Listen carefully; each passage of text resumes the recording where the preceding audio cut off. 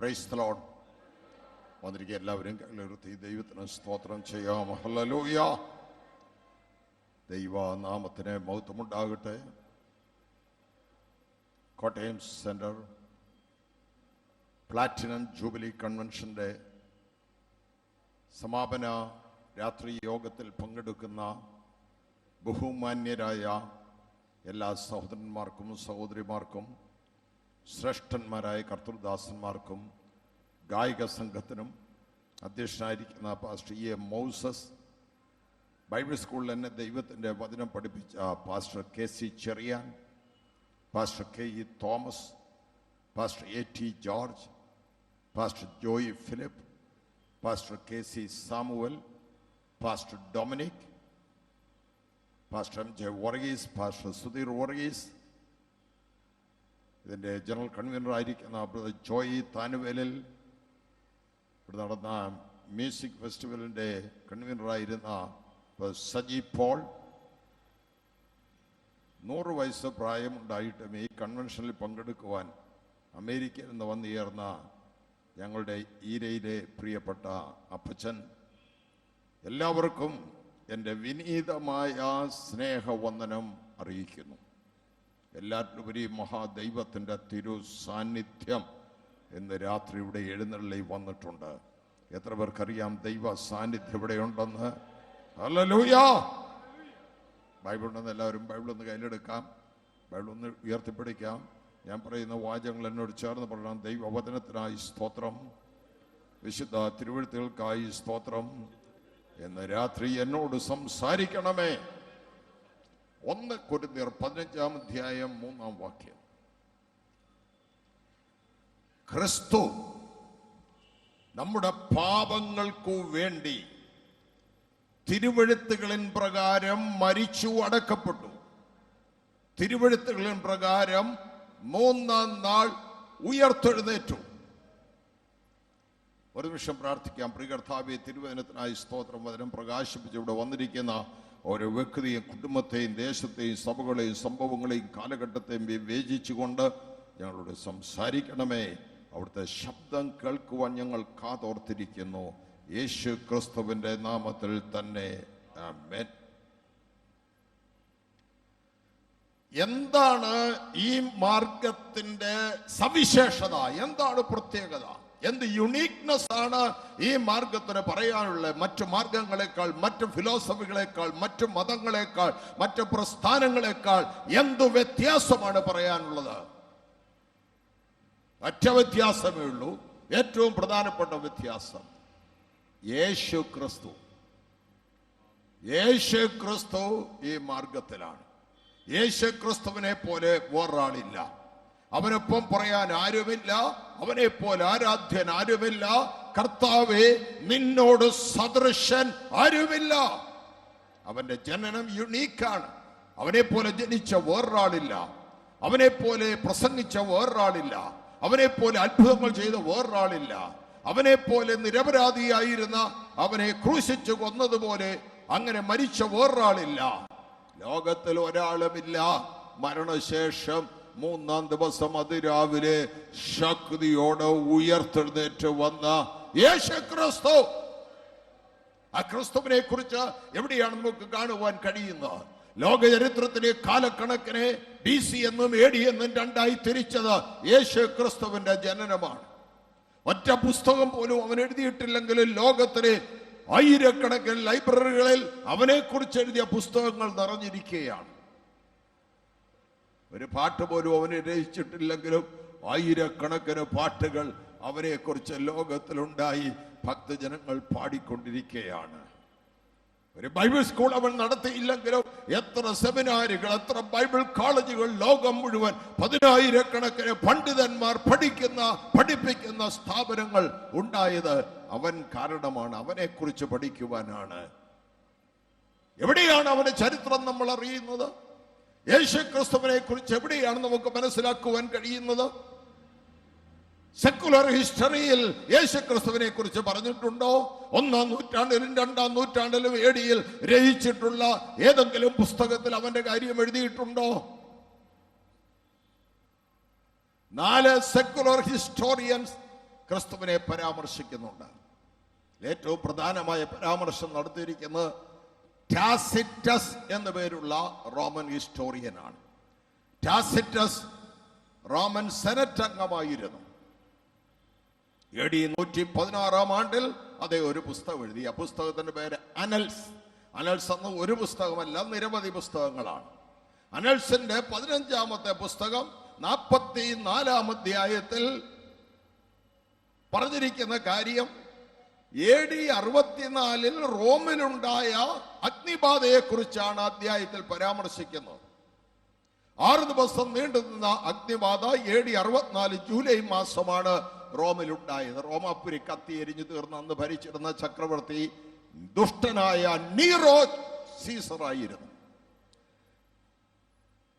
Nero വളരെ പെട്ടെന്നൊരു മാർഗം കണ്ടുപിടിച്ച് അഗ്നിബാധയ്ക്കെതിരെ ജനരോഷം ഉയർന്നപ്പോൾ, വിപ്ലവം ഉണ്ടായപ്പോൾ അദ്ദേഹം പറഞ്ഞു, ഇതിന്റെ കാരണക്കാരാരാണെന്നറിയാമോ? അത് ഈ വിശ്വാസികളാണ്, ഈ ക്രിസ്ത്യാനികളാണ്, ക്രിസ്റ്റോസിന്റെ മാർഗക്കാരാണ്. അനൽസിൽ ടാസിറ്റസ് എഴുതിയിരിക്കുക ഇതാണ്: Nero accused Christians for the fire. ഈ അഗ്നിക്ക് എതിരെ അതിന് ആരോപണം ഉന്നയിച്ചത് ക്രിസ്ത്യാനികളായതുകൊണ്ട് നീറോ അന്ന് വിളിച്ചു പറഞ്ഞ സ്ലോഗനാണ് ക്രിസ്ത്യൻസ് ടു ലയൺസ്, വിശ്വാസികളെ സിംഹത്തിന്. ആയിരക്കണക്കിന് വിശ്വാസികളെ സിംഹങ്ങളുടെ ഗുഹകളിലേക്ക് എറിഞ്ഞുകൊടുത്ത് 3-4 സിംഹങ്ങൾ ഒരു വിശ്വാസിയുടെ, ജീവനുള്ള വിശ്വാസിയുടെ ശരീരം കടിച്ചു കീറി തിന്ന് 10,000-കണക്കിന് വിശുദ്ധന്മാരെ കുരുതി കൊടുത്ത മനുഷ്യനാണ് നീറോ. നീറോ പറഞ്ഞു അവരാണ് അതിന്റെ കാരണക്കാർ. അനൽസിൽ ടാസിറ്റസ് എഴുതുകയാണ്, ആരാണ് ക്രിസ്ത്യാനികൾ? ക്രിസ്റ്റോസ് എന്ന പേരുള്ള ഒരാൾ. ക്രിസ്റ്റോസ് എന്നത് മലയാളത്തിൽ ക്രിസ്തു എന്ന് നമ്മൾ പറയുകയാണ്. അതിന്റെ ഗ്രീക്ക് പേരാണ് ക്രിസ്റ്റോസ്. ക്രിസ്റ്റോസ് എന്നയാളാണ് അത് തുടങ്ങിയത്. ഈ മാർഗത്തിന്റെ സ്ഥാപകൻ ക്രിസ്റ്റോസ് ആണ്. തിബരിയോസ് സീസർ ഭരിക്കുമ്പോൾ പീലാത്തോസ് റോമൻ ഗവർണറായി പാലസ്തീനിൽ ഭരിക്കുമ്പോൾ വധശിക്ഷയ്ക്ക് വിധിച്ചയാളാണ് ക്രിസ്റ്റോസ്. ആ മാർഗം യഹൂദിയയിൽ നിന്നില്ല, അത് റോം മുഴുവൻ പ്രചരിച്ചിരിക്കുന്നു. റോമൻ സാമ്രാജ്യം മുഴുവൻ പ്രചരിച്ചിരിക്കും. ഇത്ര എഴുതിയിട്ടുള്ളൂ ടാസിറ്റസ്. നമുക്ക് കാണാൻ കഴിയുന്നത് AD 93-ാം ആണ്ടിൽ ഈ പുസ്തകം എഴുതുന്നതിന് മുമ്പ് തന്നെ ഫ്ലേവിയസ് ജോസീഫസ് എന്ന ചരിത്രകാരൻ എഴുതിയ പുസ്തകമാണ്. Flavius Josephus യഹൂദനാണ്. യേശു ക്രിസ്തുവിന്റെ മരണസമയത്തിന് തൊട്ടടുത്ത സമയത്ത് ജനിച്ചതായിരിക്കാമെന്ന് കരുതുന്നു. AD 1-ാം നൂറ്റാണ്ടിൽ ജീവിച്ചിരുന്നയാളാണ്. AD 93-ൽ അദ്ദേഹം എഴുതിയ പുസ്തകം antiquities of the Jewish people, യഹൂദന്മാരുടെ പൗരാണികത എന്ന പേരിൽ എഴുതിയ പുസ്തകം. ആ പുസ്തകത്തിൽ അദ്ദേഹം പരാമർശിച്ചിരിക്കുകയാണ്, യേശു വിജ്ഞാനിയായിരുന്നു, റബി ആയിരുന്നു, അത്ഭുതങ്ങൾ പ്രവർത്തിച്ചയാളാണ്, അവൻ ക്രിസ്തു ആയിരുന്നു. പീലാത്തോസിന്റെ കാലത്ത് അവൻ വധിക്കപ്പെട്ടു. 3-ാം ദിവസത്തിൽ അവന്റെ ശിഷ്യന്മാർ അവനെ വീണ്ടും കണ്ടു. ജോസീഫസ് യഹൂദനായ ചരിത്രകാരൻ അത് എഴുതിയിരിക്കുക. സൂട്ടോണിയസ് എന്ന ചരിത്രകാരൻ എഴുതിയിട്ടുണ്ട്. അദ്ദേഹം എഴുതിയിരിക്കുന്നത് റോമിൽ ലഹളയുണ്ടാക്കാൻ കാരണം ക്രിസ്ത്യാനികളാണ്. പ്ലിനി ദ യങ്ങർ എന്ന പേരുള്ള ഒരു ചരിത്രകാരൻ എഴുതിയിട്ടുണ്ട്. അദ്ദേഹം എഴുതിയിരിക്കുന്നത് അദ്ദേഹം ബിഥുന്യയുടെ ഗവർണറായിരുന്നു. ബിഥുന്യയിലെ ട്രോജൻ ചക്രവർത്തിയെ എല്ലാവരും ആരാധിക്കണം, സീസറിനെ ആരാധിക്കണം, സീസറിന് കുന്തിരുക്കം കൊണ്ടുവരണം, സുഗന്ധ വസ്തുക്കൾ കൊണ്ടുവന്ന് കൽപ്പനയിട്ടിട്ട് ഒരൊറ്റ കൂട്ടരും മാത്രം ഇത് അനുസരിക്കുന്നില്ല. അവര് ക്രിസ്തുവിന്റെ ആൾക്കാരാണ്. ഇത്രയും പരാമർശങ്ങളെ ചരിത്ര ഗ്രന്ഥങ്ങളിലുള്ളൂ. പിന്നെ എവിടെയാണ് ക്രിസ്തുവിനെ നമുക്ക് അറിയുവാൻ കഴിയുന്നത്? എവിടെയാണ് അവന്റെ ചരിത്രം അറിയുവാൻ കഴിയുന്നത്? അപ്പോസ്തലനായ പൗലോസ് പറഞ്ഞു, തിരുവെഴുത്തുകളിൻ പ്രകാരം മരിച്ചടക്കപ്പെട്ട് തിരുവെഴുത്തുകളിൻ പ്രകാരം 3-ാം നാളിൽ ഉയർത്തെഴുന്നേറ്റ ക്രിസ്തു. തിമോഥെയോസ് ലേഖനത്തിൽ വായിക്കുന്നു, പൗലോസ് അവിടെ എഴുതിയത് ദാവീദിന്റെ സന്തതിയായി ജനിച്ച മരിച്ച ഉയർത്തെഴുന്നേറ്റ യേശു ക്രിസ്തുവിനെ ഓർത്തുകൊള്ളുക, അതാകുന്നു എന്റെ സുവിശേഷം. തിരുവെഴുത്തുകളെന്ന് പൗലോസ് ഇവിടെ ഉദ്ദേശിക്കുന്ന ഏത് പുസ്തകങ്ങളെയാണ്? ദാവീദിന്റെ സന്തതി എന്ന് പറയുന്നത് പഴയ നിയമത്തിലെ കാര്യമാണ്. ദാവീദ് പഴയ നിയമത്തിലെ ഒരു രാജാവാണ്. ദാവീദ് തിരുവെഴുത്തുകൾ എന്ന പൗലോസ് പറയുന്നത് പഴയ നിയമ പുസ്തകങ്ങളെയാണ്, യഹൂദ മതഗ്രന്ഥങ്ങളെയാണ്. പൗലോസ് അത് പറയുന്ന അവസരത്തിൽ പുതിയ പുസ്തകങ്ങൾ എഴുതി തുടങ്ങിയിട്ടേ ഉള്ളങ്ങളിൽ ക്രിസ്തു ആ പുസ്തകങ്ങളിൽ എഴുതിയത് അനുസരിച്ച് വന്നയാളാണ്. അതനുസരിച്ചാണ് അവൻ മരിച്ചതും അടക്കപ്പെട്ടതും ഉയർത്തെഴുന്നേറ്റതും. അത് നമ്മുടെ പാപങ്ങളുടെ പരിഹാരത്തിനായിരുന്നു. ഇതാണ് പൗലോസിന്റെ പ്രസംഗം. പഴയ നിയമത്തിൽ എന്താണ് ക്രിസ്തുവിനെ കുറിച്ച് പറഞ്ഞിരിക്കുക? നിരവധി കാര്യങ്ങൾ പറഞ്ഞിട്ടുണ്ട്. 32 വ്യത്യസ്ത പ്രവചനങ്ങൾ യേശുവിന്റെ ഒന്നാമത്തെ വരവിനെ കുറിച്ച് പഴയ നിയമ പ്രവാചകന്മാർ പല പുസ്തകങ്ങളായി എഴുതി വെച്ചിരുന്നു. മീഖാ പ്രവാചകനാണ് എഴുതിയത്. അവൻ എവിടെയാണ് ജനിക്കാൻ പോകുന്നതെന്ന്. യേശു ക്രിസ്തു ജനിക്കുന്നതിന് 750 വർഷം മുമ്പ് മീഖാ പ്രവാചകൻ എഴുതി വെച്ചു, നീയോ ബേത്ലഹേം എഫ്രാത്തെ യഹൂദ സഹസ്രങ്ങളിൽ ചെറുതായിരുന്നാലും എന്റെ ജനത്തിന്റെ അധിപതിയായിരിക്കണമെന്നവൻ എനിക്ക് നിന്നിൽ നിന്ന് ഉത്ഭവിച്ചു വരും. ബേത്ലഹേമിലാണ് മശിഹ പിറക്കുന്നതെന്ന് മശിഹ പിറന്നതിന് ശേഷം ഈ പ്രവചനം കണ്ടുപിടിച്ചതല്ല. മശിഹ പിറക്കുന്ന നൂറ്റാണ്ടുകൾക്ക് മുമ്പ് തന്നെ യഹൂദ സിന്നഗോഗുകളിൽ റബിമാരിത് പഠിപ്പിച്ചിരുന്നു. അവൻ പിറക്കുന്നത് ബേത്ലഹേമിലാണ്, ദാവീദിന്റെ പട്ടണത്തിലാണ്. കിഴക്കുന്ന വിദ്വാൻമാർ വന്ന് ഹെരോദാവിന്റെ കൊട്ടാരത്തിൽ കയറിയപ്പോൾ ശാസ്ത്രിമാരെ വരുത്തി അവരോട് ചോദിച്ചു, മശിഹ എവിടെയാണ് പിറക്കുന്നത് ചോദിച്ചപ്പോൾ അവരങ്ങോട്ട് കണ്ട് കണ്ണി നോക്കുകയോ പുസ്തകം മറിച്ചു നോക്കുകയോ ഒന്നും ചെയ്തില്ല. എല്ലാവരും ഒറ്റ വായാൽ പറഞ്ഞു, അത് ബേത്ലഹേമിലാ. അതെങ്ങനെ അറിയാം? മീഖാ എഴുതി വെച്ചിട്ടുണ്ട് ബേത്ലഹേമിൽ അവൻ പിറക്കുന്നത്. യേശുവിന്റെ അമ്മ മറിയ, യോസഫ് ഇവര് താമസിക്കുന്ന ബേത്ലഹേമിലല്ല, അവര് താമസിക്കുന്ന നസ്രത്തിലാണ്. രണ്ട് സ്ഥലമാണ്. യഹൂദയിലാണ് ബേത്ലഹേം, ഗലീലയിലാണ് നസ്രത്ത്. നസ്രത്തിൽ നിന്ന് ഒരാൾക്ക് ബേത്ലഹേമിൽ വരണമെങ്കിൽ 4-5 ദിവസം യാത്ര ചെയ്യണം. ഇടയ്ക്ക് മലകളാണ്, കുന്നുകളും മലകളും ഒക്കെ താണ്ടി വളരെ ദുഷ്കരമായ യാത്രയാണ്. 4-5 ദിവസം ചെയ്താലേ നസ്രത്തിൽ നിന്ന് ബേത്ലഹേമിൽ എത്താനൊക്കത്തുള്ളൂ. കന്യാമറിയം, ദൈവത്തിന്റെ ദൂതൻ ഗബ്രിയേൽ പ്രത്യക്ഷനായി ദൈവത്തിന്റെ ദൂത് പറഞ്ഞപ്പോൾ അവൾ പറഞ്ഞു, അടിയനിതാ കർത്താവിന്റെ ദാസി, അവിടുത്തെ ഇഷ്ടം പോലെ അടിയനെ ഭവിക്കട്ടെ. പരിശുദ്ധാത്മാവിനാൽ വിശുദ്ധ പ്രജ അവൾ ഉൽപ്പാദിതമായി. അവൾ പൂർണ്ണ ഗർഭിണിയായി. യോസഫ് അവളെ ചേർത്തുകൊണ്ട് യോസഫ് മറിയ നസ്രത്തിൽ പാർക്കുന്നു. പ്രവചനം, ബേത്ലഹേമിൽ മശിഹ പിറക്കണം. എങ്ങനെ വരും? എങ്ങനെ യാത്ര ചെയ്യും? ആ കാലത്തെ വിവാഹ പ്രായം കണക്കാക്കിയാൽ അപ്പോൾ മറിയയ്ക്ക് വയസ്സ് 16 വയസ്സ് പ്രായമുള്ള ഒരു പെൺകുട്ടി, പൂർണ്ണ ഗർഭിണിയായ ഒരു പെൺകുട്ടി 4-5 ദിവസം മലകൾ കയറി ഇറങ്ങി യാത്ര ചെയ്ത് വരുമോ? പക്ഷെ പ്രവചനം ബേത്ലഹേമിൽ പ്രസവിക്കണമെന്ന്. മശിഹ പിറക്കേണ്ടത് ബേത്ലഹേമിലാണെന്ന് മീഖാ പ്രവചിച്ചു. മീഖാ മരിച്ചുപോയി. പക്ഷെ പ്രവചനം അവിടെ കിടക്കുകയാണ്. ദൈവത്തിന്റെ ദൂതാണ്, അത് ദൈവത്തിന്റെ അരുളപ്പാടാണെന്ന്. പക്ഷെ സാഹചര്യമില്ല. ഭൂമിശാസ്ത്രപരമായി അങ്ങനെ സംഭവിക്കത്തില്ല. ഇങ്ങനെ ഒരു യാത്ര പോകാം, ഒരു വിനോദയാത്ര പോകാമെന്ന് അവർ വിചാരിക്കുകയില്ല. നസ്രത്തിൽ മരപ്പണി ചെയ്തുകൊണ്ടിരിക്കുന്ന യോസേപ്പിനെങ്ങനെ യാത്ര പോകാനൊക്കെയില്ല. പിന്നെ എങ്ങനെ പ്രവചനം നിറവേറേണ്ട? ദൈവത്തിന്റെ ദൂത് നിറവേറാതെ പോകുമോ? ദൈവം പറഞ്ഞിട്ട് അത് നടക്കാതെ പോകുമോ? എല്ലാം പ്രതികൂലമാണെങ്കിലും അന്ന് ലോകം ഭരിച്ചുകൊണ്ടിരുന്ന, അന്ന് റോമൻ സാമ്രാജ്യം ഭരിച്ചുകൊണ്ടിരുന്ന സീസറിന്റെ പേര് അഗസ്റ്റസ് സീസർ. അഗസ്റ്റസ് സീസറിന് അപ്പോൾ തോന്നി ഒരു കൽപ്പനയിടണം. ലോകം മുഴുവൻ സകല ആളുകളും അവരുടെ സെൻസസ് എടുക്കേണ്ടതിന് അവരവർ ജനിച്ച പട്ടണത്തിലേക്ക് പോകണം.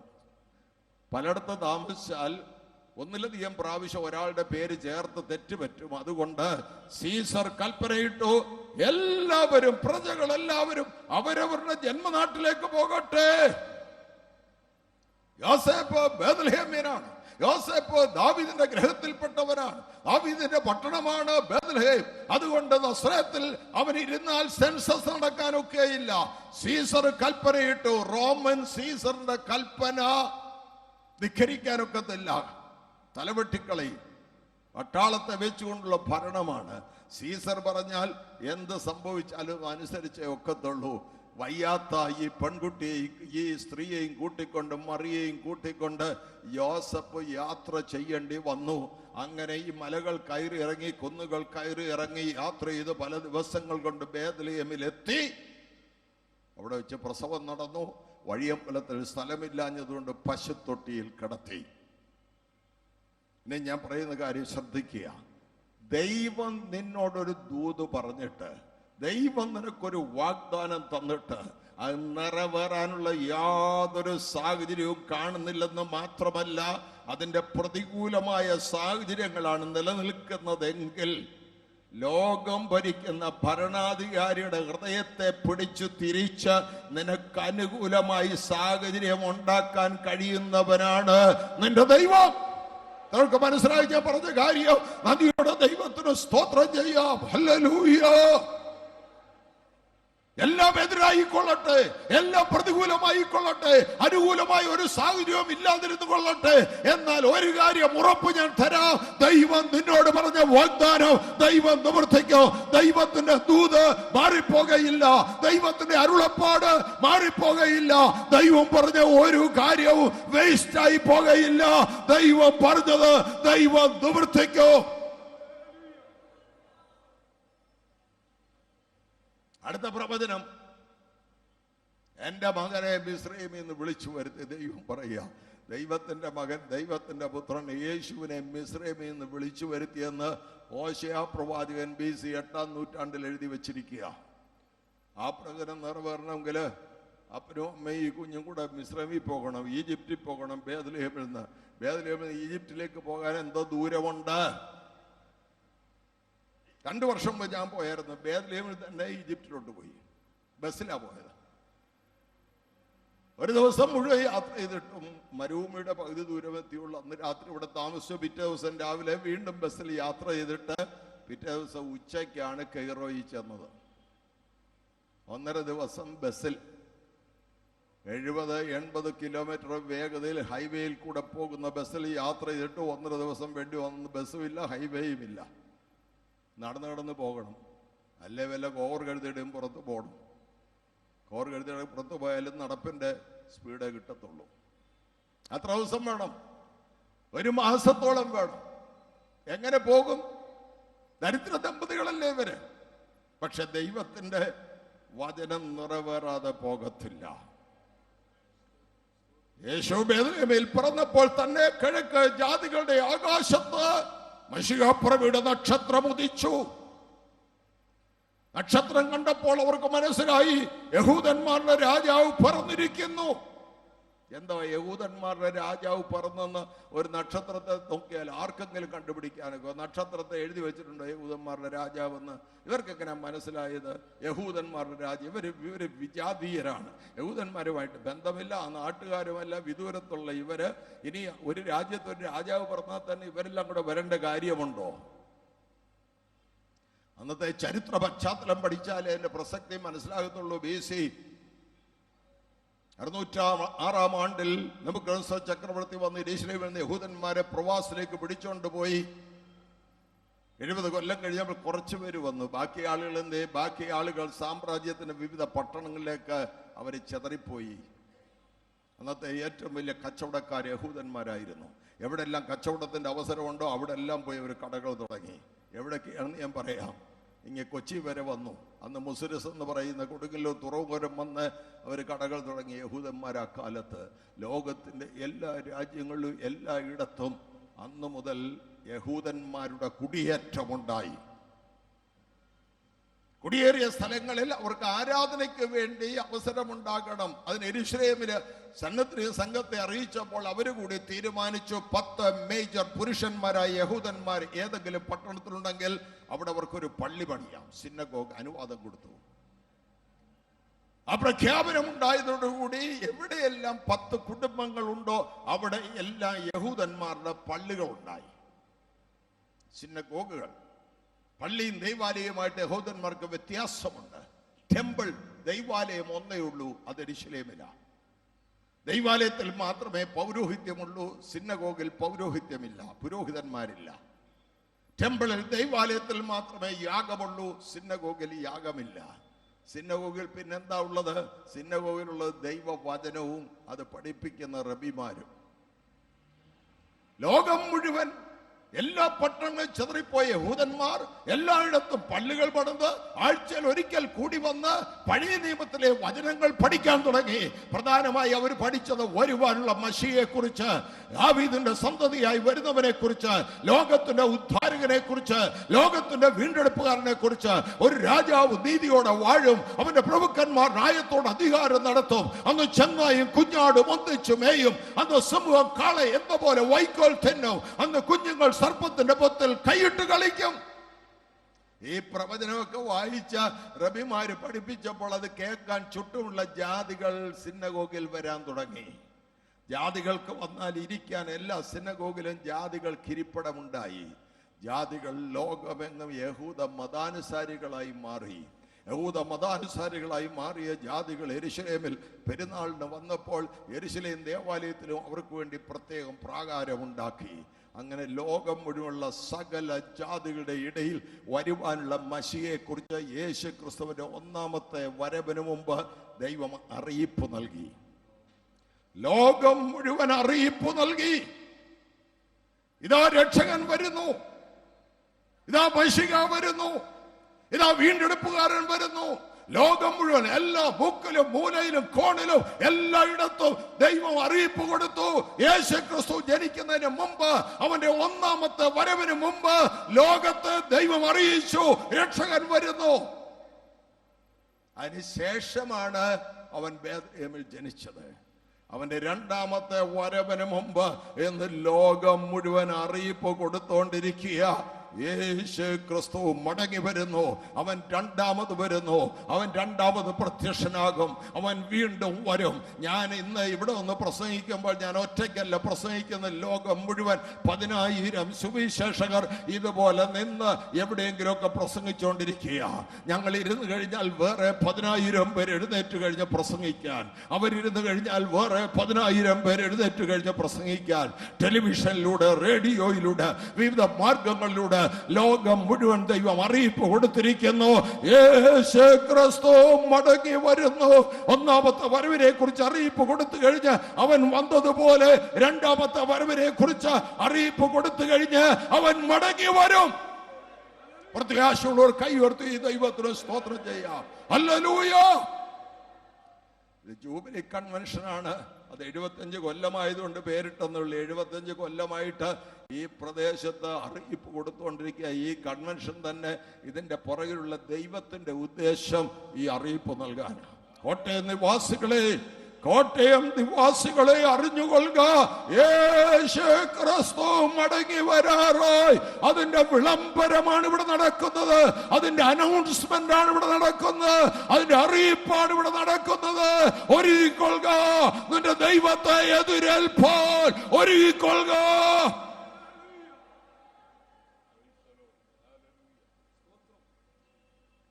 കിഴക്കുള്ളതായ വിദ്വാൻമാർ നേരത്തെ തന്നെ അറിഞ്ഞു, വരുന്നുണ്ട് രക്ഷകൻ, വരുന്നുണ്ട് യഹൂദന്മാരുടെ രാജാവ്. കാത്തിരിക്കുക, ആകാശത്തോട്ട് നോക്കിയിരിക്കുക, അവന്റെ നക്ഷത്രം കാണാൻ.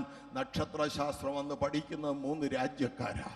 ഇറാൻ, ഇന്ത്യ, ചൈന, ഈ 3 രാജ്യങ്ങളുള്ളവരാ. ആരാ ഇത് പഠിക്കുന്നത്? ഇവര് നാട്ടുരാജാക്കന്മാരാ. സങ്കീർത്തനത്തിൽ എഴുതിയിട്ടുണ്ട്, കിഴക്കുനിന്ന് രാജാക്കന്മാർ നിനക്ക് കാഴ്ച കൊണ്ടുവരും. കിഴക്ക് നിന്ന് കാഴ്ചകളുമായി വന്ന ഇവര് രാജാക്കന്മാരാണ്, നാട്ടുരാജാക്കന്മാരാണ്. 3 പേരല്ല വന്നത്, 3 നിക്ഷേപപാത്രങ്ങൾ, 3 സമ്മാനങ്ങൾ ഉണ്ടായിരുന്നതേ ഉള്ളൂ. 3 പേരല്ല വന്നത്, 30 പേരുമല്ല വന്നത്. എന്താ കാരണം? അവരുടെ നിമിത്തം യെരൂശലേം ഇളകിപ്പോയി എന്ന് മത്തായി എഴുതിയിരിക്കുന്നു. 3 പേര് വന്നു കയറിയാൽ ഇളകുന്ന ഒരു നഗരമല്ല യെരൂശലേം. യെരൂശലേമിന്റെ പ്രത്യേക സ്ഥാനം നിങ്ങൾ അറിഞ്ഞിരിക്കണം. റോമൻ സീസർമാർ ചെയ്ത ഏറ്റവും പ്രധാനപ്പെട്ട ഒരു കാര്യം ഹൈവേസ് ഉണ്ടാക്കി. ഒരു ഹൈവേ യൂറോപ്പിൽ നിന്ന് ഏഷ്യയിലേക്ക്, മറ്റൊരു ഹൈവേ ഏഷ്യയിൽ നിന്ന് ആഫ്രിക്കയിലേക്ക്, വേറൊരു ഹൈവേ ആഫ്രിക്കയിൽ നിന്ന് ഏഷ്യയിലേക്ക്. 3 ഹൈവേ പട്ടാളക്കാർക്ക് മാർച്ച് ചെയ്ത് പോകാൻ വേണ്ടി ഉണ്ടാക്കിയതാണെങ്കിലും അത് രാജ്യത്തിന്റെ പുരോഗതിക്ക് കാരണമായി. സാധാരണ ജനങ്ങൾക്കും കച്ചവടക്കാർക്കും ഒട്ടക സംഘങ്ങളായിട്ട് തീർത്ഥാടനത്തിനൊക്കെ നൂറുകണക്കിന് ആളുകൾ പോകാനുള്ളതായ സ്ഥലങ്ങൾ, അങ്ങനെ വഴികൾ ഉണ്ടായി, രാജവീഥികൾ ഉണ്ടായി. ഈ 3 പ്രധാന ഹൈവേ, ഒന്ന് യൂറോപ്പിലേക്കുള്ളത്, മറ്റൊന്ന് ആഫ്രിക്കയിലേക്കുള്ളത്, വേറൊന്ന് ഏഷ്യയിലേക്കുള്ളത്. ഈ 3 ഹൈവേയും കൂടെ കൂടിച്ചേരുന്ന ഒരു ജംഗ്ഷൻ ഉണ്ട്. ആ ജംഗ്ഷൻ യെരൂശലേം പട്ടണം ഇരിക്കുന്ന മലകളുടെ താഴ്വരയിലാണ്. ആ കുന്നിറങ്ങി താഴോട്ട് വന്ന ഈ ജംഗ്ഷനിലെത്തും. അതുകൊണ്ട് എല്ലാ വർഷവും 3 പെരുന്നാൾ സീസണാണ് യഹൂദന്മാർക്കുള്ളത്. 3 സീസണിലും 10,000-കണക്കിന് ആളുകൾ ഇതുവഴി വന്ന് യെരൂശലേമിൽ വരും. പെന്തക്കോസ്ത് നാൾ വന്നപ്പോൾ തന്നെ 18 വിവിധ വിഭാഗക്കാര്, പീപ്പിൾസ് ഗ്രൂപ്പ്സ് അവിടെ ഉണ്ടെന്ന് നമുക്ക് കാണാൻ കഴിയുന്നുണ്ട്. ലൂക്കോസ് അത് രേഖപ്പെടുത്തിയിട്ടുണ്ട്. വിവിധ ജനവർഗങ്ങൾ വന്നു കയറുന്ന ആളുകൾ, വന്നു കയറുന്ന 10,000-കണക്കിന് ആളുകൾ തീർത്ഥാടനത്തിൽ വരുന്ന യെരൂശലേമിൽ 3 പേര് വന്നാൽ യെരൂശലേം ഇളകിപ്പോകത്തില്ല. നിരവധി രാജാക്കന്മാർ അവർ അങ്ങോട്ടും ഇങ്ങോട്ടും ബന്ധപ്പെട്ട് നെറ്റ്വർക്ക് നടത്തി അവരെല്ലാവരും കൂടെ ചേർന്ന് യാത്ര ചെയ്ത് വരികയാണ്. ചൈനയിൽ നിന്ന്, ഇന്ത്യയിൽ നിന്ന്, ഇറാനിൽ നിന്ന് അവരൊന്നിച്ചു കൂടി. രാജാക്കന്മാർ വരുമ്പോൾ അവരുടെ ബോഡി ഗാർഡ്സ് ഉണ്ട്, അവരുടെ സൈനികരുണ്ട്. അവർ അന്ന് പോകുമ്പോൾ വഴിയിൽ ഭക്ഷണം കൊടുക്കാനായിട്ട് ആളില്ലാത്തതുകൊണ്ട് ഭക്ഷണം പാചകം ചെയ്യാനുള്ള കുക്ക് അവരുടെ കൂടെ ഉണ്ട്. ഭക്ഷണ സാധനങ്ങൾ കൊണ്ടുവരുന്ന കഴുതകളുണ്ട്, ഒട്ടകങ്ങളുണ്ട്. ആ മൃഗങ്ങളെ പരിപാലിക്കുന്ന പരിപാലകരുണ്ട്. അവർ പാർക്കുന്ന കൂടാരങ്ങൾ, ആ കൂടങ്ങൾ അടിക്കാനുള്ള ജോലിക്കാരുണ്ട്. അങ്ങനെ 1000-കണക്കിന് ആളുകൾ ഒന്നിച്ചു വന്ന് യെരൂശലേമിലേക്ക് കയറുകയാണ്. ഒറ്റ ചോദ്യം, യഹൂദന്മാരുടെ രാജാവായി പറന്നവൻ എവിടെ? യഹൂദന്മാരുടെ രാജാവായി പറന്നവൻ എവിടെ? നാട്ടുരാജാക്കന്മാർ നേരെ കയറി ചെന്നത് ഹെരോദാവിന്റെ കൊട്ടാരത്തിൽ. ഹെരോദാവിന്റെ കൊട്ടാരം കണ്ടപ്പോൾ ഒരു സംശയമില്ല, രാജാവ് പറക്കുന്ന കൊട്ടാരത്തിലല്ലേ. അവിടെ ചെന്ന് ചോദിക്കുക, യഹൂദന്മാരുടെ രാജാവായി പറന്നവൻ എവിടെ? ഞങ്ങൾ അവന്റെ നക്ഷത്രം കിഴക്കു കണ്ടു, ഞങ്ങൾ അവന്റെ നക്ഷത്രം കിഴക്കു കണ്ടു. കേട്ടപ്പോൾ ഹെരോദാവ് അകത്ത് പേടിച്ചു വിറച്ചുപോയി, പുറത്ത് കാണിച്ചില്ല. അതിന് ഹെരോദാവ് പേടിക്കുന്നു. ഹെരോദാവ് യഹൂദനല്ല, അവൻ ഏദോമ്യനാണ്. ഇദോമ്യ വംശത്തിനായ ഹെരോദാവിന് ഇവരെ ഭരിക്കാൻ അധികാരമില്ല, ഇവർക്ക് അവനെ ഇഷ്ടമല്ല. അവൻ അധികാരത്തോടെ യഹൂദന്മാർ മത്സരിക്കുകയാണ്. അപ്പോൾ യഹൂദന്മാരുടെ രാജാവ് ജനിച്ചു എന്നറിഞ്ഞപ്പോൾ പേടിയുണ്ടായത് ഹെരോദാവിനാ. ഹെരോദാവിന് എങ്ങനെ ഈ രാജസ്ഥാനം കിട്ടിയ ചരിത്രത്തിൽ എഴുതിയിട്ടുണ്ട്, ശ്രദ്ധിച്ചു കേട്ടോ. 5000 സ്വർണ്ണ നാണയങ്ങൾ റോമിൽ കൊണ്ടുപോയി സീസറിന് കൈക്കൂലി കൊടുത്ത് ലഭിച്ച സ്ഥാനമാണ് ഈ രാജസ്ഥാനം. അർഹതയില്ലാത്ത സ്ഥാനത്ത് കയറിയിരുന്നാൽ അവകാശമുള്ളവൻ വരുമ്പോൾ പേടിച്ചു വിറച്ചു പോകും. പേടിച്ചു വിറച്ചുപോയി, പുറത്ത് കാണിച്ചില്ല. പെട്ടെന്ന് ശാസ്ത്രിമാരെ വരുത്തി അവരോട് ചോദിച്ചു, എവിടാ പറക്കുന്നത്? എന്തിനാ? ചെറിയ കുഞ്ഞായിരിക്കുമ്പോഴേ കൊല്ലാനാ? എവിടെ എന്ന് ചോദിച്ചത് ഹെരോദാവിന്റെ കൊട്ടാരത്തിൽ. ഈ ഹെരോദാവിന്റെ മകനൊരു ഹെരോദാവുണ്ട്, ആ പിന്നീട് ഉണ്ടായതാണ്. ആ മകനെ കുറിച്ച് യേശു പറഞ്ഞു, അവനൊരു കുറുക്കനാ. അപ്പൊ കുറുക്കന്റെ മാളമാണ് ഈ കൊട്ടാരം. കുറുക്കന്റെ മാളത്തിൽ ചെന്ന് ചോദിക്കുക, കുഞ്ഞാട് എവിടാ പറന്നത്? ദൈവത്തിന്റെ കുഞ്ഞാട് ജനിച്ചത് എവിടാ? കുറുക്കന്റെ മാളത്തിൽ ചെന്ന് ആട്ടുകുട്ടിയെ ചോദിച്ചാ കാണുമോ? ആട്ടുകുട്ടിയെ വെച്ചേക്കുവോ കുറുക്കന്മാര്? ആട്ടുകുട്ടിയെ കാണുക വല്ല പുൽത്തൊട്ടിയിലും പോയി നോക്കണം, അവിടെ കാണാം അവനെ. ഇവര് കൊട്ടാരത്തുനിന്ന് വെളിയിലേക്ക് ഇറങ്ങി ആകാശത്തേക്ക് നോക്കിയപ്പോൾ നക്ഷത്രം അവിടെ നിൽക്കുന്നവരെ അതുവരെ ജാതികളുടെ ദേശത്ത് നിന്ന് അവിടെയൊക്കെ കൂട്ടിക്കൊണ്ട നക്ഷത്രം അവരെ വിട്ടു പോയില്ല, അവിടെ നിൽക്കുകയാണ് ഇവരെയും കാത്ത്. നക്ഷത്രങ്ങളെ ഒരു കാര്യം ഓർത്തുകൊള്ളുക, നിങ്ങൾ കൂട്ടിക്കൊണ്ടുവന്ന ആരെങ്കിലും വലിയ സ്ഥാപനമോ കെട്ടിടമോ കണ്ട് ഇടയ്ക്ക് അങ്ങോട്ട് കയറിപ്പോയെങ്കിൽ പിണങ്ങിപ്പോകല്ല, അവിടെ വെയിറ്റ് ചെയ്യും, സഹിഷ്ണുതയോടെ കാത്തു നിൽക്ക്. അവരിറങ്ങി വരും. നിങ്ങൾ സഹിഷ്ണുതയോടെ കാത്തു നിന്നാൽ നിങ്ങൾക്ക് അവരെ ക്രിസ്തുവിൻ്റെ അടുക്കൽ കൊണ്ടെത്തിക്കാൻ കഴിയും. മനസ്സിലായവർ കൈയുയർത്തി ദൈവത്തിന് സ്തോത്രം ചെയ്യാം. ഹല്ലേലൂയ. ബേത്ലഹേമിൽ ശിശു ഇരിക്കുന്ന വീട്ടിന്റെ മുകളിൽ ചെന്ന് നക്ഷത്രം നിന്നു. ഇവരെ ഗൈഡ് ചെയ്തുകൊണ്ട് പോയ നക്ഷത്രം വീടിന്റെ മുകളിൽ ചെന്നപ്പോൾ ഇവർ വന്നപ്പോൾ യേശു ജനിച്ചിട്ട് ഏകദേശം 1.5 വർഷമായി. 1.5 വയസ്സ് പ്രായമുള്ള കുഞ്ഞ് പുൽത്തൊട്ടിയിൽ കിടക്കുകയാണെന്ന് ആരും ധരിക്കരുത്. പലരും ക്രിസ്മസുകാരുടെയിലോ ക്രിസ്മസിന്റെ കാര്യമൊക്കെ വരുമ്പോൾ വിദ്വാന്മാര് പുൽത്തൊട്ടിയുടെ അടുക്കൽ വന്ന് കാണുന്നതായിട്ട് ചിത്രീകരിക്കുന്നത്. അത് വേദപുസ്തകത്തെക്കുറിച്ചുള്ള പരിജ്ഞാനക്കുറവ് കൊണ്ടാണ്. ദൈവവചനപ്രകാരം നമുക്കറിയാൻ കഴിയും. ഏകദേശം 1.5 വയസ്സ് പ്രായമായി യേശു കുഞ്ഞിന്. അപ്പോൾ വീട്ടിലവര് ആ വീട്ടിലാ ചെന്ന് കണ്ട് ഒരു വീട്ടിൽ താമസിക്കുക. മത്തായി രേഖപ്പെടുത്തുകയാണ്, അവർ ശിശുവിനെ അമ്മയായ മറിയയോടുകൂടെ കണ്ടു. അമ്മയായ മറിയയോടുകൂടെ കണ്ടു. അമ്മയായ മറിയ ഭാഗ്യവതിയാണ്. സകല തലമുറകളും അവളെ ഭാഗ്യവതി എന്ന് വാഴ്ത്തും. അവൾ കർത്താവിന്റെ അമ്മയാണ്. എന്നാൽ അവർ വീണ് അവനെ നമസ്കരിച്ചു. 1.5 വയസ്സുള്ള കുഞ്ഞിനെയാണ് അവര് നമസ്കരിച്ചത്. കണ്ടത് അമ്മയായ മറിയോടുകൂടെ, നമസ്കരിച്ചത് അവനെ മാത്രം. അതിന് കാരണം ആരാധനയ്ക്ക് യോഗ്യൻ അവൻ മാത്രം. ആരാധനയ്ക്ക് യോഗ്യൻ അവൻ മാത്രം. ഹല്ലേലൂയ. അവർക്കറിയാം അവനെ നമസ്കരിക്കാൻ അവര് വന്നത്. മറ്റവരെയൊക്കെ ബഹുമാനിക്കണം, പക്ഷെ ആരാധനയ്ക്ക് യോഗ്യൻ യേശു ക്രിസ്തു മാത്രം. വെളിപ്പാട് പുസ്തകത്തില് ഇന്നലെ ഒരു വാക്യം ഞാൻ വായിച്ചപ്പോൾ എൻ്റെ ഹൃദയത്തിൽ വലിയ സന്തോഷമുണ്ടാക്കിയൊരു വാക്യം, ആരാധനയോട് ബന്ധപ്പെട്ടൊരു വാക്യ. സ്വർഗത്തിലും ഭൂമിയിലും ഭൂമിക്കു കീഴിലും സമുദ്രത്തിലുമുള്ള സകല സൃഷ്ടികളും അവയിലുള്ളതൊക്കെയും സിംഹാസനത്തിലിരിക്കുന്നവനും കുഞ്ഞാടിനും സ്തോത്രവും ബഹുമാനവും മഹത്വവും ബലവും എന്നേക്കും ഉണ്ടാകട്ടെ എന്ന് പറയുന്നത് ഞാൻ കേട്ടു. യോഹന്നാൻ എഴുതുക, യോഹന്നാൻ കേട്ടു. എന്തുവാ കേട്ടത്? ആരൊക്കെയാ പറയുന്നത്?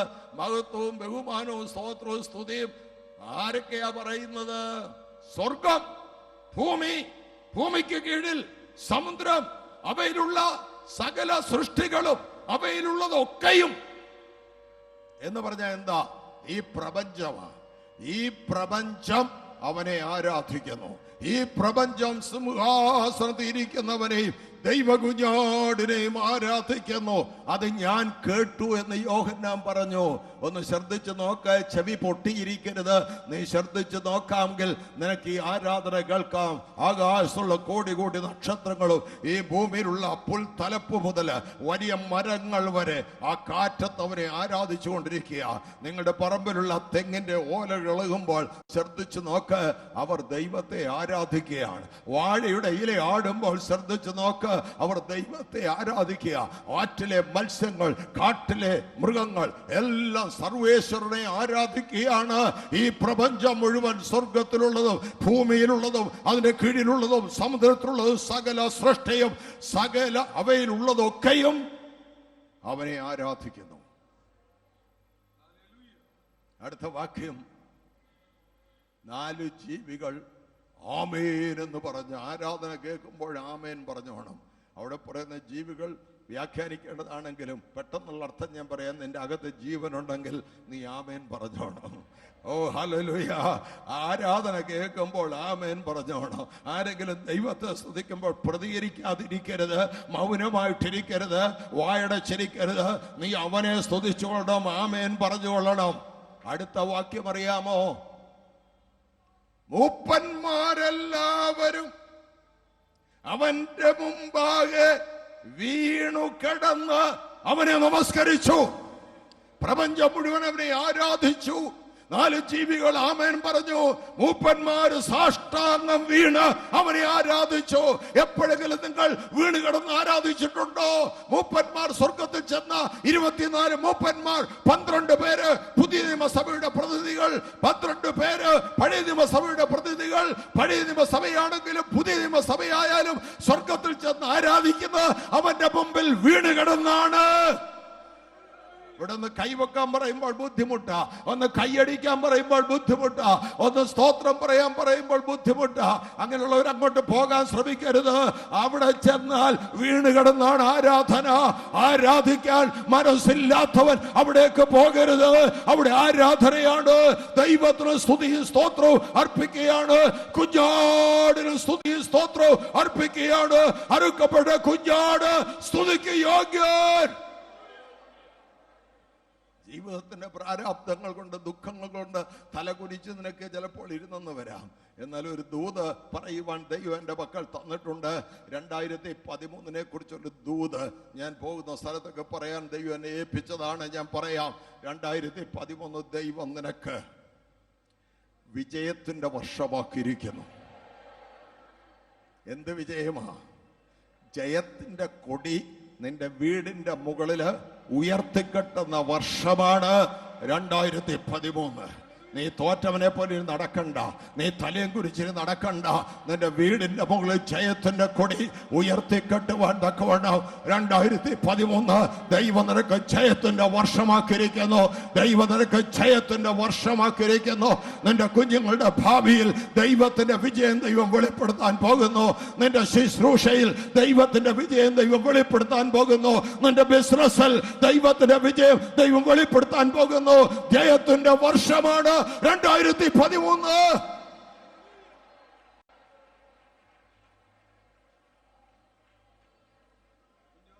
കിഴക്കുന്ന് വന്ന വിദ്വാൻമാർ വീണ് അവനെ നമസ്കരിച്ച്. ഹെരോദാവ് പറഞ്ഞു വിട്ട് അവനെ കാണുകയാണെങ്കിൽ തിരിച്ചതിലേ വന്ന് എന്നോട് പറയണേ, എനിക്കും പോയി നമസ്കരിക്കാനല്ല, വാളും കൊണ്ട് വന്നവനെ കൊന്നുകളയാനാ. ചെറിയ കുഞ്ഞായിരിക്കുമ്പോൾ ഹെരോദാവ് വലിയ ബുദ്ധിമാനാ, വലിയ കൗശലക്കാരനാ, സൂത്രശാലിയാ. അതിനാണ് അവനങ്ങനെ പറഞ്ഞത്. അവന് ആയുധ ബലമുണ്ട്, അവന് പട്ടാളമുണ്ട്. പക്ഷേ നിനക്ക് വിരോധമായി ഉണ്ടാക്കുന്ന ഒരായുധവും ഫലിക്കയില്ല. ദൈവം കണ്ടിരിക്കുന്ന ദൈവത്തിന്റെ പൈതലിനെ തൊടാൻ ഹെരോദാവേ നിനക്ക് കഴിയത്തില്ല. നീ ശക്തനായിരിക്കും, നീ ബുദ്ധിമാനായിരിക്കും. നിന്റെ പണികളൊന്നും ഒരു ദൈവത്തിനെതിരെ ചെലവാകത്തില്ല. കാരണം അവരെ കരുതുന്ന ഒരു സ്വർഗമുണ്ട്. ദൈവം കൽപ്പന കൊടുത്തു, വേറെ വഴിയായി പൊക്കോണോ ഹെരോദാവ്. ഈ കുഞ്ഞിനെ കുറിച്ച് അവനെ കൊല്ലാൻ ആലോചിക്കുകയാണ്. നിങ്ങൾ വേറെ വഴി പൊക്കോണം. വിദ്വാൻമാർ വേറെ വഴി പോയി. യേശുവിനെ കണ്ട് അവനെ നമസ്കരിച്ച പിന്നെ പഴയ വഴിയിലോട്ട് ആരും പോകത്തില്ല. അവർ പുതിയ വഴിയിലാണ് പോകുന്നത്. അവർക്ക് പുതിയ വഴിയാണ് ദൈവം തുറക്കുന്നത്. പഴയ വഴിയിലേക്ക് തിരിച്ചു പോകല്ല. ഇന്ന് രാത്രി നിന്റെ ജീവിതത്തിൽ ക്രിസ്തുവുമായുള്ള ബന്ധം നിനക്കുണ്ടായാൽ ഒരു പുത്തൻ വഴി ദൈവം നിനക്ക് വേണ്ടി തുറക്കുകയാണ്. എന്താണ് പ്രവചനം? ഇവരിവിടെ ഒന്ന് കാഴ്ചവെച്ചു. പല രാജാക്കന്മാരും വന്നിരിക്കുക. നിക്ഷേപ പാത്രങ്ങളാ തുറന്നത്. അവര് പൊന്ന് വാരി അങ്ങോട്ട് ഇട്ട് കൊടുത്തു, കുന്തിരുക്കം വാരി ഇട്ട് കൊടുത്തു, മൂരം വാരി ഇട്ട് കൊടുത്തു. അവൻ രാജാവായതുകൊണ്ടാണ് രാജാക്കന്മാർക്ക് കാഴ്ച കൊടുക്കുന്നത് പൊന്നായിരുന്നു. ധാരാളം കാഴ്ച കൊടുത്തവർ പോയി. മിസ്രൈമി എന്ന് വിളിച്ചു വരുന്നവർ മിസ്രൈമിൽ പോകണം. ഈ കുഞ്ഞിന് 40 ദിവസം പ്രായമുള്ളപ്പോൾ, നേരത്തെ ഉള്ള കാര്യം പറഞ്ഞ 1.5 വയസ്സായപ്പോഴാണ്, 40 ദിവസം പ്രായമുള്ളപ്പോൾ യഹൂദന്മാരുടെ പ്രമാണം അനുസരിച്ച് 40 ദിവസം പ്രായമുള്ള ആൺകുഞ്ഞിനെയും കൊണ്ട് യെരൂശലേം ദേവാലയത്തിൽ ചെന്ന് ശുദ്ധീകരണം നടത്തണം, പ്രതിഷ്ഠ നടത്തണം. അതിനുവേണ്ടി നിയമം കൊടുത്തിരിക്കുന്ന ഒരു ആട്ടിൻകുട്ടിയെ കൊണ്ടുപോകണം. സാധാരണ ഒരു യഹൂദ കുടുംബത്തിൽ ആദ്യത്തെ കൺമണി ആണാണെങ്കിൽ എവിടെന്നെങ്കിലും കടം വാങ്ങിച്ചാണെങ്കിലും ആട്ടിൻകുട്ടിയെ കൊണ്ടുപോകും. പക്ഷേ ഇവർ ദരിദ്ര ദമ്പതികളാണ്. ഇവർ 2 പ്രാക്കളെയും പിടിച്ചോണ്ടാണ് പോയി നിന്നത്. യെരൂശലേം ദേവാലയത്തെ കള്ളന്മാരുടെ ഗുഹയാക്കിയിരുന്ന ആ കാലത്ത് അവിടെയുള്ള യാഗങ്ങളെല്ലാം ആദായ സൂത്രങ്ങളാക്കി അന്നത്തെ നേതാക്കന്മാർ മാറ്റിയിരുന്ന കാലത്ത് പ്രാക്കളെയും കൊണ്ട് ചെല്ലുന്ന ആരെയെങ്കിലും ശ്രദ്ധിക്കുമോ? പ്രഭുക്കന്മാർ വന്നിരിക്കുന്നു കാളുകളെയും കൊണ്ട്, മിഡിൽ ക്ലാസ് ആളുകൾ വന്നിരിക്കുന്ന ആടുകളെയും കൊണ്ട്, ദരിദ്രന്മാർ വന്നിരിക്കുന്നു പ്രാക്കളെയും കൊണ്ട്. അവിടുത്തെ നടത്തിപ്പുകാരൊക്കെ പറയാണ്, ആ പ്രാവണം അങ്ങോട്ട് മാറുന്നേ ഇവരെ കൊണ്ടുവന്ന് കാളെ കൊണ്ടുവന്നവർ അവർക്കാണ് ആദ്യ ചാൻസ്. കാളകളെയും കൊണ്ട് വന്നവർക്ക് അവരുടെ യാഗം നടക്കട്ടെ, അത് കഴിയുമ്പോൾ ആടിനെയും കൊണ്ട് വന്നവർ വരട്ടെ. ഇവരെ മാറ്റി നിർത്തിയിരിക്കുക ഒരു മൂലയ്ക്ക്. യോസഫും മറിയയും 40 ദിവസം പ്രായമുള്ള കൈക്കുഞ്ഞുമായിട്ട് നിൽക്കുകയാണ്, 2 പ്രാവിനെയും പിടിച്ചുകൊണ്ട്. ആർക്കും മനസ്സിലായില്ല. യാഗത്തിന് വന്ന ഭക്തജനത്തിൽ ഒരാൾക്കും മനസ്സിലായില്ല. യാഗം നടത്തുക പുരോഹിതന് മനസ്സിലായില്ല, വേഷം കെട്ടിയ മഹാപുരോഹിതന് മനസ്സിലായില്ല, ലേവ്യർക്ക് മനസ്സിലായില്ല, ഭക്തജനങ്ങൾക്ക് മനസ്സിലായില്ല. അവരിവരെ തള്ളി മാറ്റി കാണും, അങ്ങോട്ട് മാറി നിൽക്കുന്നവർ ശാസിച്ചു കാണും. പ്രഭുക്കന്മാര് വന്നപ്പോൾ അവരെ ആദരിച്ചുകൊണ്ട് പോയി കാണും. അല്ലയോ പുരോഹിത, നീ നടത്തുന്ന യാഗം വെറും നിഴൽ. സാക്ഷാൽ ദൈവത്തിന്റെ യാഗമായി തീരാനുള്ളവനാണ് ഈ കൈക്കുഞ്ഞ്. അല്ലയോ ഭക്തനെ, നിന്റെ തോളത്തിരിക്കുന്ന ആട്ടുംകുട്ടി വെറും നിഴല. അതിന്റെ ചോര കൊണ്ട് നിന്റെ പാപം മോചിക്കയില്ല. എന്നാൽ അതിന്റെ സാക്ഷാൽ പൊരുളായ ദൈവ കുഞ്ഞാടാണ് ഈ മറിയയുടെ കയ്യിലിരിക്കുന്ന ആ ഉണ്ണി യേശു. പക്ഷെ അകത്തെ കണ്ണു തുറക്കാത്തവർക്ക് ഇത് കാണാനൊക്കത്തില്ല, മനസ്സിലാകത്തില്ല. അവിടെ ശിമിയോൻ എന്ന് പേരുള്ള വൃദ്ധനായ ഒരു മനുഷ്യനുണ്ട്. പരിശുദ്ധാത്മാവ് അവന്റെ മേലുണ്ടായിരുന്നു, ദൈവത്തിന്റെ ആത്മാവ്. അവനോട് പറഞ്ഞു, ദൈവത്തിന്റെ ക്രിസ്തുവിനെ നീ കാണുന്നവരെ നീ മരിക്കത്തില്ല. അതുകൊണ്ട് അന്ന് മുതലും കാത്തിരിക്കുക, ദൈവത്തിന്റെ ക്രിസ്തുവിനെ എന്റെ കണ്ണുകൊണ്ട് കാണും. എല്ലാവരോടും പറഞ്ഞു നടന്നു, ക്രിസ്തു വരും കേട്ടോ. എങ്ങനെ അറിയാം? എന്റെ കണ്ണുകൊണ്ട് കാണും. ആര് പറഞ്ഞു? ദൈവം എന്നോട് പറഞ്ഞിട്ടുണ്ട് ഞാൻ ക്രിസ്തുവിനെ കാണുമെന്ന്. അങ്ങനെ പ്രത്യാശ ഉണർത്തിക്കൊണ്ട് നടക്കുക. എല്ലാ കൊല്ലം പെരുന്നാൾ വരുമ്പോൾ ഒരുപക്ഷെ അയാൾ ഇവിടെ പ്രസംഗിക്കുന്നുണ്ടായിരിക്കും. ആളുകളോടൊക്കെ മശിഹ വരാറായി കേട്ടോ, മശിഹ വരാറായി. എങ്ങനെ അറിയാം? ഞാൻ കാണുവനെ, ഞാൻ കാണും. പിന്നെ ഇവനെ പലരും കളിയാക്കി കാണും. അപ്പച്ചോ കഴിഞ്ഞ കൊല്ലം പറഞ്ഞല്ലോ വരുമെന്ന്, എന്നിട്ട് കണ്ടില്ലല്ലോ. മക്കളെ കളിയാക്കണ്ട, വരും. അവനെ ഞാൻ കാണും. അന്യനല്ല, എൻ്റെ സ്വന്തം കണ്ണ് തന്നെ കാണും. എല്ലാ ദിവസവും എഴുന്നേറ്റവന്റെ പ്രാർത്ഥന അതായിരിക്കും. അന്ന് രാവിലെ ഒരു പ്രത്യേകതയുണ്ടായി. എന്താണ് പ്രത്യേകത? അന്ന് രാവിലെ പരിശുദ്ധാത്മാവിന്റെ ഒരു നിയോഗം അവനുണ്ടായി. ദൈവത്തിന്റെ ആത്മാവിന്റെ ഒരു ചലനം അവനിലുണ്ടായി. ദൈവത്തിന്റെ ആത്മാവിന്റെ ഒരു ഉത്തേജനം അവനിലുണ്ടായി. അവന് മനസ്സിലായി, ഇന്ന് ഞാൻ കാണോ, ഇന്ന് ഞാൻ മശിയെ കാണോ. ദൈവത്തിന്റെ ആത്മാവ് അവനെ യെരൂശലേം ദേവാലയത്തിന്റെ പ്രാകാരത്തിലേക്ക് നടത്തി. പ്രാകാരത്തിൽ ചെന്ന് അവൻ നോക്കി, എവിടെയാണ് മശിഹ? ആരാണ് മശിഹ? ഈ വരുന്ന പ്രഭുകുമാരനാണോ മശിഹ? അല്ലല്ല, അവനല്ല. ഈ നിൽക്കുന്നയാളാണോ മശിഹ? അല്ല, അവനല്ല. ആരാണ് മശിഹ? നോക്കി ചെന്നപ്പോൾ മൂലയ്ക്ക് 2 പ്രാക്കളെ പിടിച്ചുകൊണ്ട് ഒരു ദരിദ്ര കുടുംബം നിൽക്കുന്ന 40 ദിവസം പ്രായമുള്ളൊരു കുഞ്ഞ്. ദൈവത്തിന്റെ ആത്മാവ് പറഞ്ഞു, അതാണ് മശിഹ.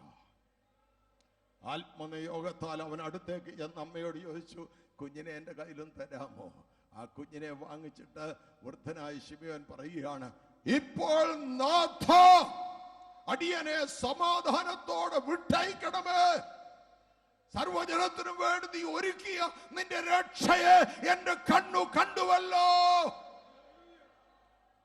ഈ സംഭവം നടക്കുമ്പോൾ അവിടെ വയസ്സി എന്ന ഒരമ്മച്ചിയുണ്ട്, ചെറിയ പ്രായത്തിൽ വിധവയായത്. അതിനുശേഷം ദേവാലയം വിട്ടുപിരിയാതെ പ്രാർത്ഥനയോട് ഉപവാസത്തോട് ദൈവത്തെ ആരാധിച്ചു വരുന്ന ഹന്ന എന്ന പ്രവാചകി ദൈവത്തിന്റെ ആത്മാവിടുന്ന് അടുത്ത് ചെന്നു നിന്റെ ആയുസ്സല എന്ന് നീ കാത്തിരുന്നത് സംഭവിക്കാൻ പോകുക. അവൾ അടുത്ത് ചെന്നപ്പോൾ അവൾ ഇത് കേൾക്കുകയാണ്. ശിമിയോൻ ഈ കുഞ്ഞിനോട് പറയുന്നു, അവൾക്ക് മനസ്സിലായി ഇതാണ് മശിഹ.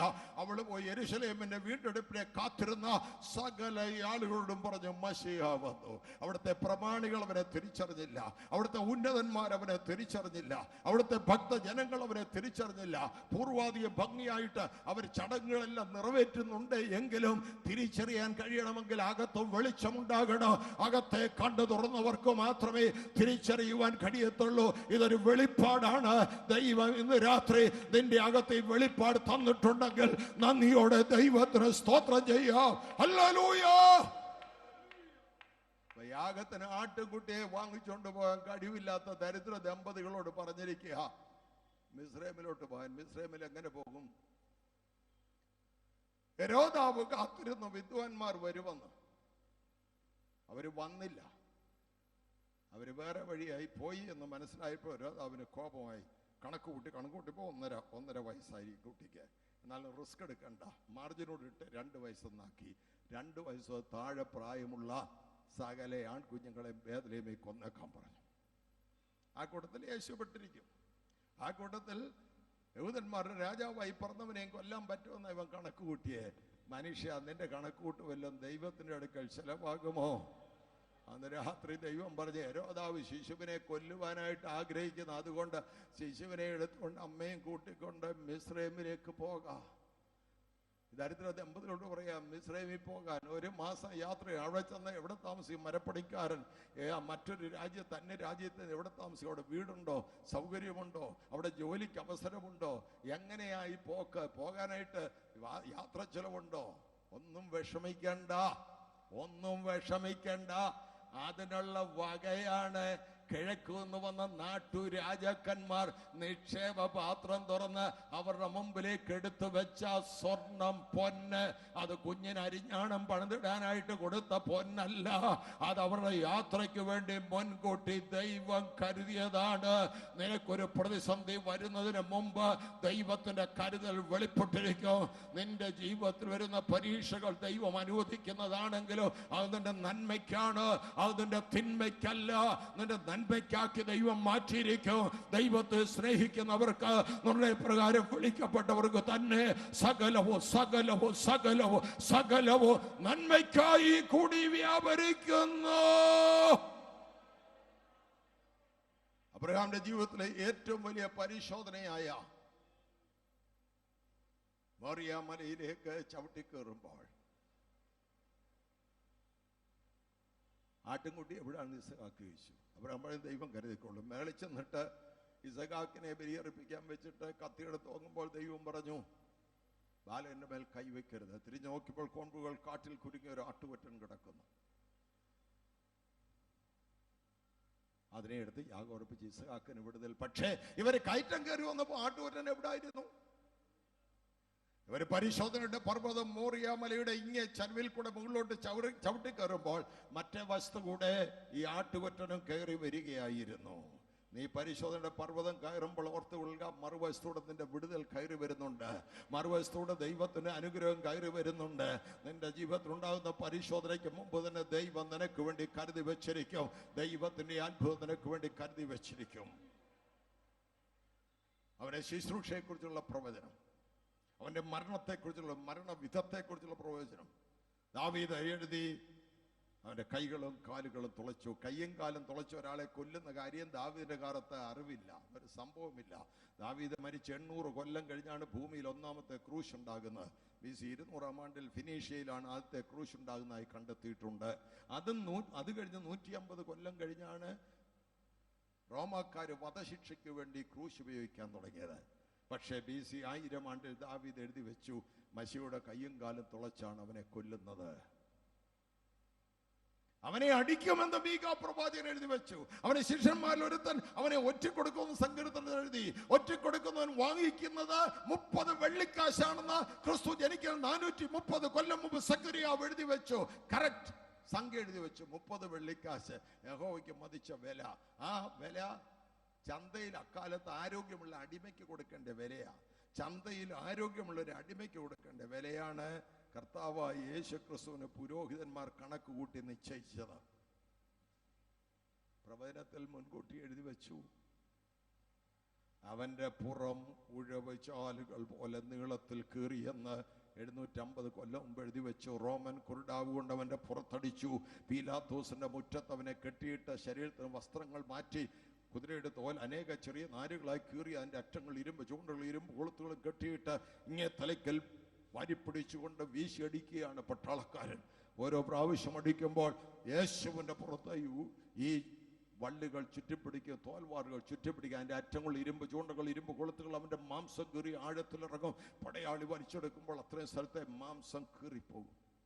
നെടുകയും കുറുകയും അവന്റെ പുറത്ത് അവരടിച്ചു. ഉഴവുചാലുകൾ നീളത്തിൽ കീറി മാംസം തെറിച്ചുപോയി. അസ്ഥികളൊക്കെ എണ്ണത്തക്കണ്ണമായി പുറത്തടിച്ചുണ്ടാക്കിയ ഈ മുറിപ്പാടുകൾക്ക് പറയുന്ന ഒരു പേരുണ്ട്.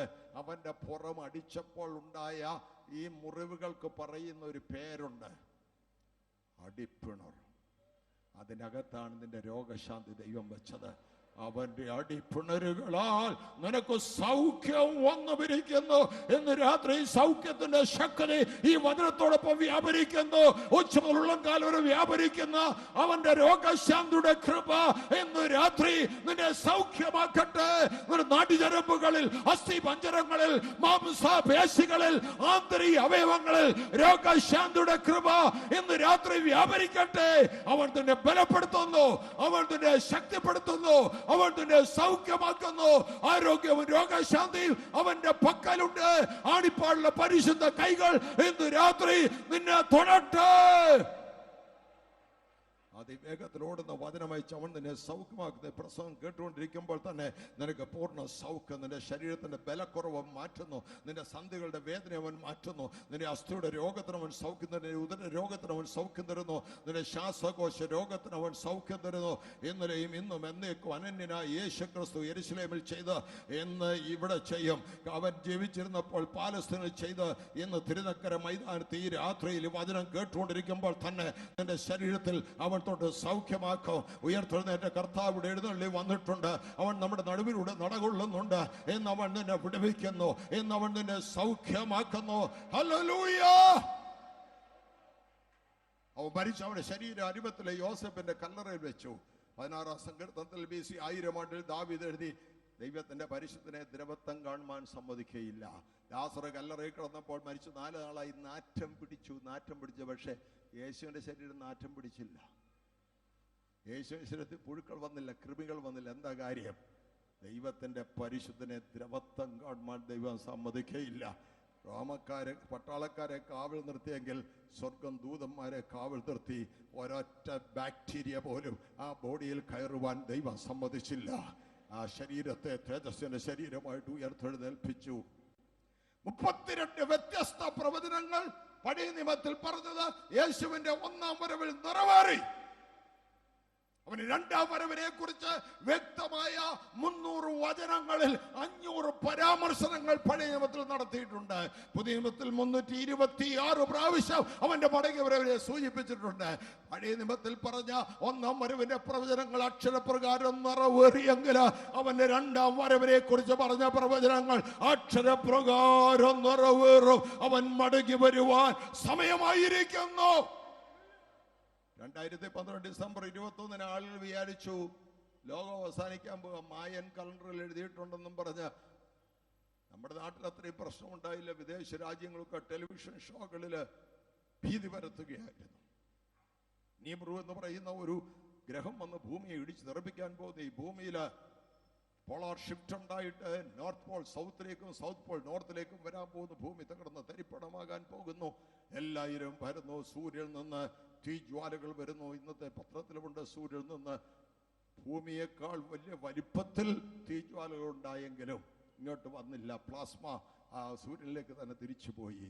എന്നാൽ ഇത് സംഭവിക്കും, ഭൂമിയെ വിഴുങ്ങുമെന്ന് ആളുകൾ വിചാരിച്ചു. ഡിസംബർ 21 പലരും എന്നെ വിളിച്ചു ചോദിച്ചു, എങ്ങനെയാ പാസ്റ്ററെ, ബൈബിൾ അനുസരിച്ച് എങ്ങനെയാ, ശരിയാണോ? ഞാൻ പറഞ്ഞു, നടക്കത്തില്ല, അത് നടക്കുകയില്ല. അതെങ്ങനെ അറിയാം? അതിനു മുമ്പ് നടക്കേണ്ട ഒരു കാര്യമുണ്ട്. അതിനു മുമ്പ് നടക്കേണ്ട ഒരു കാര്യം ഇതുവരെ നടന്നിട്ടില്ല. അതെന്താ? അത് സ്വർഗം തുറക്കണം. എവിടേക്ക് കയറി വരുവെന്ന് വിളിക്കുന്ന ശബ്ദം കേൾക്കണം. കർത്താവ് താൻ ഗംഭീരനാഥത്തോടെ, പ്രധാന ദൂതന്റെ ശബ്ദത്തോടെ, ദൈവത്തിന്റെ കാഹളത്തോടെ സ്വർഗത്തിൽ നിന്ന് ഇറങ്ങി വരും. ക്രിസ്തുവിൽ മരിച്ചവർ മുമ്പ് ഉയർത്തെഴുന്നേൽക്കും. പിന്നെ ജീവനോട് ശേഷിക്കുന്നവരായി അവരോട് ഒരുമിച്ച് ആകാശത്തിൽ കർത്താവിനെ എതിരേൽപ്പാൻ മേഘങ്ങൾ എടുക്കപ്പെടും. കഴിഞ്ഞ 75 വർഷം ഈ കോട്ടയത്ത് വന്ന് വിയർപ്പൊഴുക്കി ജീവൻ കൊടുത്ത് കഷ്ടപ്പെട്ട് പട്ടിണി കിടന്ന് കർത്താവിനെ ശുശ്രൂഷ ചെയ്തിട്ട് അക്കരെ നാട്ടിലേക്ക് പോയിരിക്കുന്ന എത്ര ദൈവദാസന്മാരെ നിങ്ങൾക്കറിയാം. വിശ്വാസത്തിനു വേണ്ടി ത്യാഗം സഹിച്ചു നിന്ന എത്ര വിശ്വാസികൾ അക്കരെ നാട്ടിലേക്ക് പോയത് നിങ്ങൾക്കറിയാം. അവരെയെല്ലാം കാണാൻ പോവുക, അവരെല്ലാം തേജസ്സിന്റെ ശരീരത്തിൽ കാണാൻ പോവുക. ദൈവമക്കളെ അടക്കിയിരിക്കുന്ന സെമിത്തേരിയുടെ അതിലെ ഈടെ കാണാൻ നടന്നു പോകുമ്പോൾ പെട്ടെന്ന് മണ്ണിൽ നിന്ന് മനുഷ്യര് പൊങ്ങി വരുന്നത് കണ്ടാ പേടിക്കരുത് കേട്ടോ. കാഹളം ധ്വനിച്ചെന്ന് മനസ്സിലായിക്കോണം. അത് സംഭവിക്കാൻ പോകുകയാണ്. ഈ ദിവസങ്ങളൊന്നിൽ കാഹളം ധ്വനിക്കും, വിശുദ്ധന്മാർ ഉയർത്തെഴുന്നേൽക്കും, നാം രൂപാന്തരപ്പെടും. കണ്ണ് വയ്ക്കുന്നവരിൽ നാം രൂപാന്തരപ്പെടും. അവരോട് ഒരുമിച്ച് ആകാശ മേഘങ്ങൾ കർത്താവിനെ എതിരേൽപ്പാൻ എടുക്കപ്പെടും, എടുക്കപ്പെടും, എടുക്കപ്പെടും, എടുക്കപ്പെടും. അവന്റെ അടുക്കിലേക്ക് നാം എടുക്കപ്പെടും. ഈ പ്രത്യാശയുള്ളവർ നന്ദിയോടെ ദൈവത്തിന് സ്തോത്രം ചെയ്യുക. ഈ സമാപന രാത്രിയിൽ ഈ സന്ദേശം നിങ്ങളുടെ അകത്തിരിക്കട്ടെ. നാം എടുക്കപ്പെടാൻ സമയമായിരിക്കുന്നു. എന്നാൽ അതിന് മുമ്പ് നമ്മൾ ചെയ്തു തീർക്കുവാൻ ഒരു ജോലിയുണ്ട്. ആത്മാക്കളെ കർത്താവിനോട് നേടണം. തലകളൊക്കെ കണ്ണുകടയ്ക്കാം. ഒരു നിമിഷം പ്രാർത്ഥിക്കാം. നിന്നെ ഒരു അഗ്നി കഷ്ണമാക്കി മാറ്റാൻ ദൈവം ആഗ്രഹിക്കുന്നു. നിന്നെ പരിശുദ്ധാത്മാവിന്റെ കരങ്ങൾ ഒരു ഉപകരണമാക്കുവാൻ ദൈവം ആഗ്രഹിക്കുന്നു. നീ മുഖാന്തര ചില ജീവിതങ്ങളെ ദൈവകൃപയിലേക്ക് കൊണ്ടുവരാൻ ദൈവം ആഗ്രഹിക്കുന്നു. ഇന്ന് രാത്രി ഒരു ദൂത് ഞാൻ പറയാം. നീ വിരൽ ചൂണ്ടി പ്രാർത്ഥിക്കുന്ന ജീവിതങ്ങളെ ദൈവം വേർതിരിക്കാൻ പോകുന്നു. നീ കൈവച്ച് പ്രാർത്ഥിക്കുന്ന രോഗികൾക്ക് അത്ഭുത സൗഖ്യം ദൈവം കൊടുക്കാൻ പോകുന്നു. നിന്റെ ഉള്ളങ്കാൽ ചവിട്ടുന്ന വീടുകൾ ദൈവത്തിന്റെ അത്ഭുതം വെളിപ്പെടാൻ പോകുന്നു. നീ കൈയുയർത്തി അവകാശം പറയുന്ന ദേശങ്ങളിൽ ദൈവത്തിന് ഉണർവ് ദൈവം അയക്കാൻ പോകുന്നു. ദൈവം നിന്നെ ഉപയോഗിക്കാൻ ആഗ്രഹിക്കുന്നു. ഒരത്ഭുതത്തിന്റെ ഉപകരണമായ ഒരു തീപ്പന്തമായി ഒരു തീ ജ്വാലയായി കത്തുവാൻ ദൈവം നിന്നോട് ആവശ്യപ്പെടുകയാണ്. ഒരു പെന്തക്കോസ്തിന്റെ തീ നാളമായി പരിശുദ്ധാത്മാവിന്റെ ശക്തിയുടെ ജ്വലിക്കുന്ന ഒരു തീപ്പന്തമായി നീ നിൽക്കുവാൻ ദൈവം നിന്നെ കുറിച്ച് ആഗ്രഹിക്കുന്നു. നീ പ്രാർത്ഥിക്കുമോ? ദൈവമേ, ആ മനുഷ്യൻ ഞാനായിരിക്കട്ടെ, എന്നെ അവിടുന്ന് ഉപയോഗിക്കണമേ, എന്നെ അവിടുന്ന് ഉപയോഗിക്കണമേ, ഈ തലമുറയിൽ എന്നെ ഉപയോഗിക്കണമേ. ആ പ്രാർത്ഥനയുള്ളവർ മാത്രം കൈപൊക്കി പിടിക്കുക. സ്വർഗസ്വനായ പ്രിയ പിതാവേ, ഇവിടെ ഉയർത്തിയ കൈകൾ കാണുന്നുണ്ടല്ലോ. തിരുവെഴുത്തിൽ പ്രകാരം ഈ ഭൂമിയിൽ വന്ന് ഞങ്ങൾക്ക് വേണ്ടി മരിച്ച് ഞങ്ങൾക്ക് വേണ്ടി ജീവൻ തന്ന് ഉയർത്തെഴുന്ന സ്വർഗത്തിലേക്ക് പോയി ഇനി എത്രയും വേഗത്തിൽ വരുന്ന കർത്താവേ, നിനക്ക് വേണ്ടി ഭൂമിയിൽ പ്രതിനിധികളായി നിൽപ്പാൻ, അംബാസഡേഴ്സായി നിൽപ്പാൻ, ആത്മാക്കളെ നേടുവാൻ, കർത്താവിന് വേണ്ടി തീപ്പന്തങ്ങളായി ജ്വലിക്കുവാൻ കൈയുയർത്തി അവിടുത്തെ മക്കളെ അവിടുന്ന് ഉപയോഗിക്കണമേ. അവരുടെ പ്രതിഷ്ഠയെ അവിടുന്ന് കാണുന്നല്ലോ. അവരുടെ ഹൃദയത്തിന്റെ സമർപ്പണം അവിടുന്ന് കാണുന്നല്ലോ. അവർ ആൾ മാറിയവരായി തീരട്ടെ. കവിഞ്ഞൊഴുകുന്ന ദൈവത്തിന്റെ അഭിഷേകം അവരുടെ മേൽ പകരണമേ. മനുഷ്യരീരത്തിൽ പകരണമേ. അതിശക്തമായി അവരെ ഉപയോഗിക്കണമേ. യേശു ക്രിസ്തുവിന്റെ നാമത്തിൽ പ്രാർത്ഥന കേൾക്കണം പിതാവേ, ആമേൻ. രാത്രിയുടെ പ്രസംഗിപ്പാൻ ക്ഷണിച്ചതായ ഈ കൺവെൻഷന്റെ ഭാരവാഹികളോട് വചനം കേട്ട് എല്ലാവരോടും നന്ദി അറിയിച്ചുകൊണ്ട് എൻ്റെ വാക്കുകൾ വിരമിക്കുന്നു. Thank you. God bless U.